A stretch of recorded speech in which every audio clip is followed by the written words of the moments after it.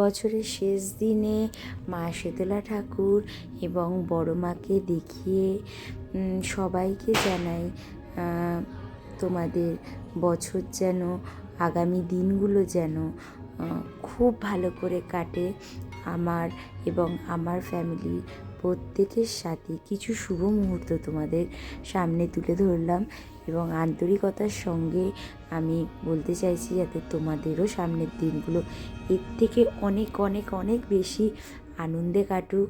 তোমাদের office colleague, তোমাদের বন্ধুবান্ধবের সাথে অনেক বেশি তোমাদের আনন্দ করে সামনের দিনগুলোকে কাটাও। অবশ্যই হাতে হাত রেখে যে কোনো কাজ উতরে যাও, নিজের প্রিয়জনকে পাশে রেখে এবং নিজের ফ্যামিলির যারা সবথেকে বয়স্ক আছে, যেমন আমার শ্বশুর শাশুড়ি, আমার ছেলে মেয়ে, এদেরকে পাশে রেখে তুমি তোমার ফ্যামিলিরও তাদেরকে পাশে রেখে সামনের দিনগুলো আনন্দ করতে করতে, হাসতে খেলতে সবার সাথে কাটিয়ে দাও। তাহলে আরেকবার বলি, হ্যাপি নিউ ইয়ার।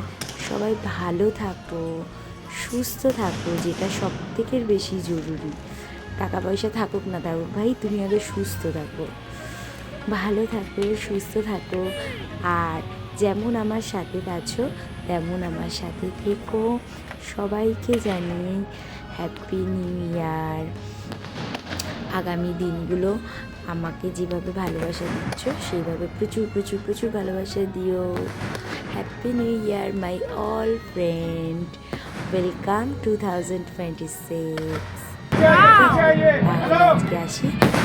বাজি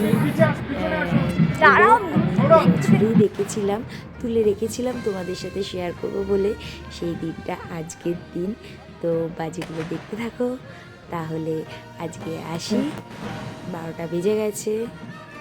ওকে, চলো টাটা, গুড নাইট।